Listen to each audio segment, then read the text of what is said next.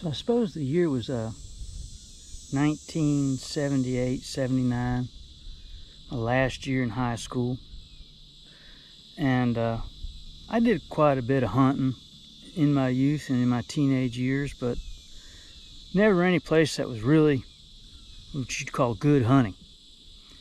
There was a hunt club a lot of the guys I went to school with were members of, and it was a family atmosphere hunt club, and it was called the Wakaiva Hunting Club in Lake County, Florida. A lot of guys I went to school with, their families were members of the Wakaiva Hunt Club, and it was located where I am today in the Rock Springs Wildlife Management Area.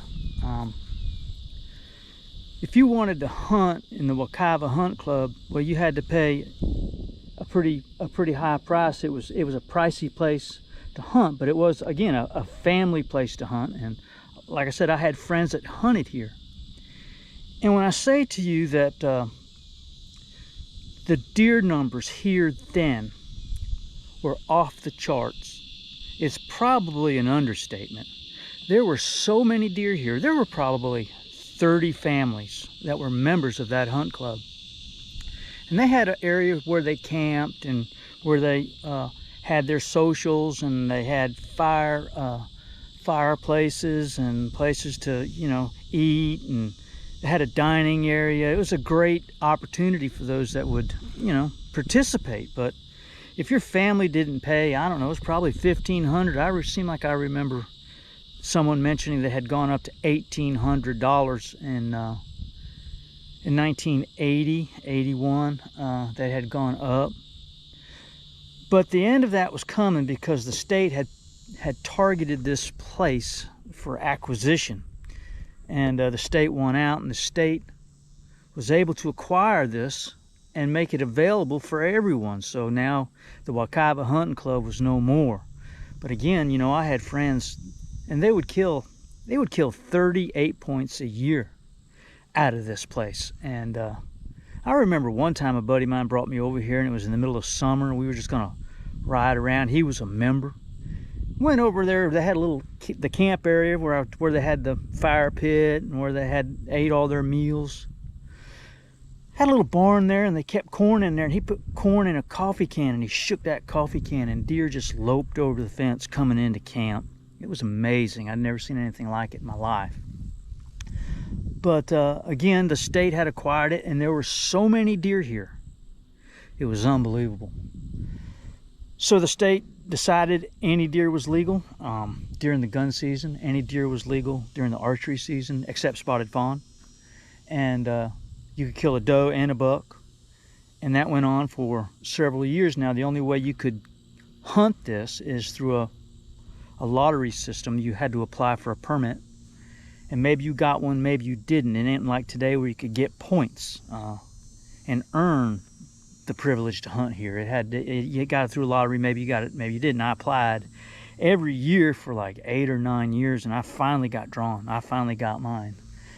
But by then, you might say that it wasn't what it was. Okay, they came in, and they, for a lack of a better way to say it, they had a slaughter. They killed a lot of deer, and they got those numbers down. They got the numbers down where the state's comfortable, okay, for a healthy deer herd.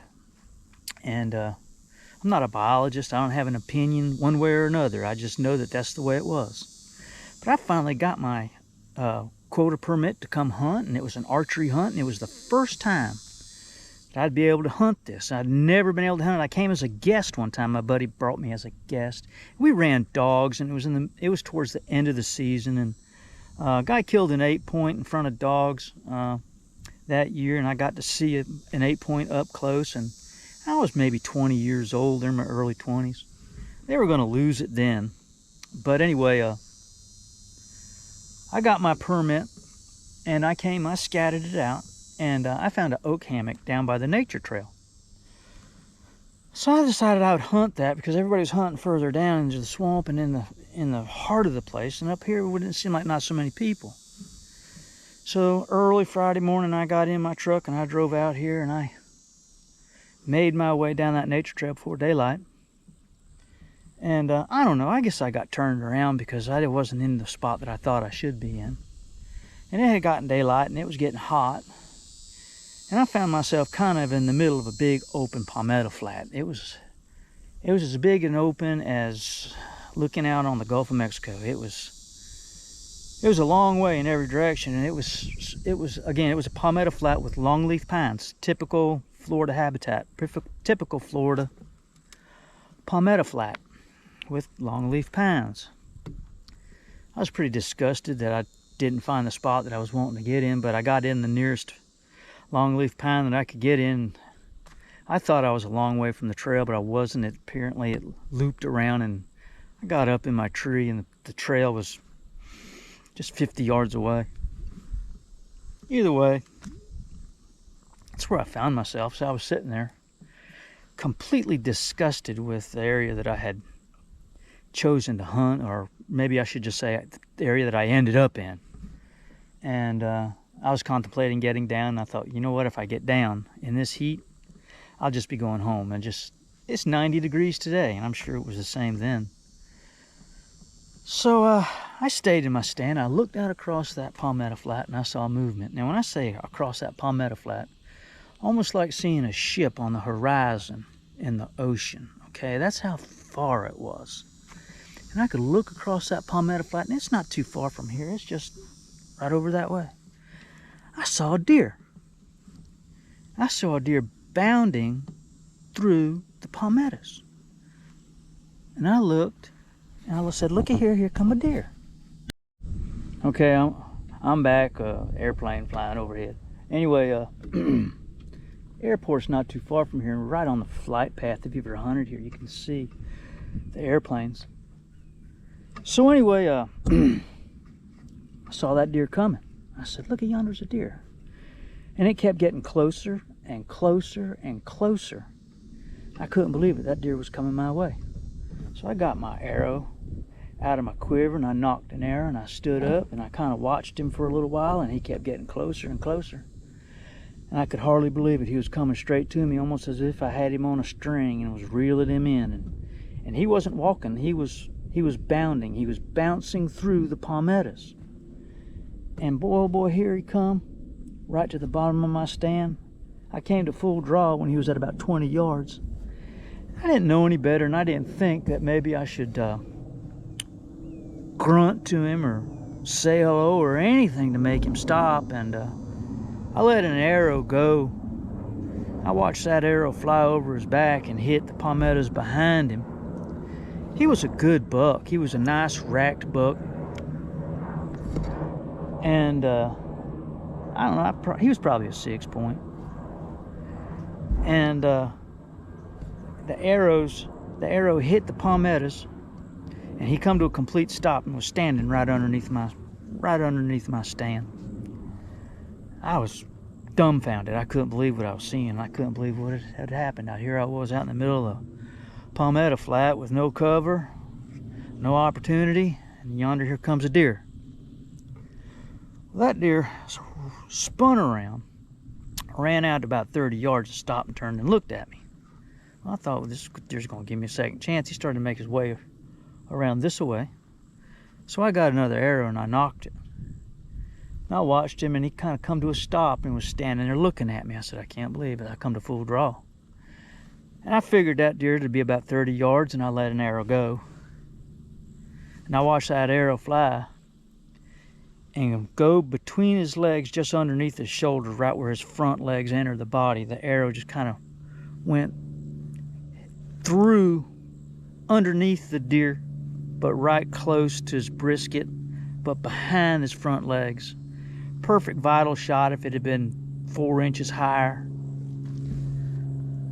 And I watched that deer run through the palmettos as far as I seen him come. All right, it was as far through there as I've ever watched a deer go. And I sat there and I couldn't believe the event as it unfolded. I had an opportunity on a great buck with my bow and wasn't able to capitalize on it. I was pretty discouraged here in this place. I'd spent so many years wanting to come here and go hunting, and Finally came here and went hunting and was in a spot that I was totally dissatisfied with, but yet here I had opportunity laid right at my feet.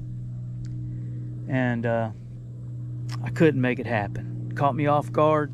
That's the way it happens. So I sat there for a little while, and again, I told you I was close to the nature trail. I couldn't believe it. It was this guy coming down the nature trail. He's walking along and he's talking to himself. I'm in my tree stand and I'm kind of behind the tree, so he can't see me, right? He walks by and he's got a turban on his head. I guess he was Hindu or something. He was walking along, talking. I don't know, maybe he was praying, I don't know. But I watched him come. I watched him go. I sat there and I was kind of, again, kind of dumbfounded as the event unfolded. So I sat there for a little while and I thought, well, I should get down and check my arrow, get my arrow. I was laying right over there. I couldn't see it, but I saw where it hit.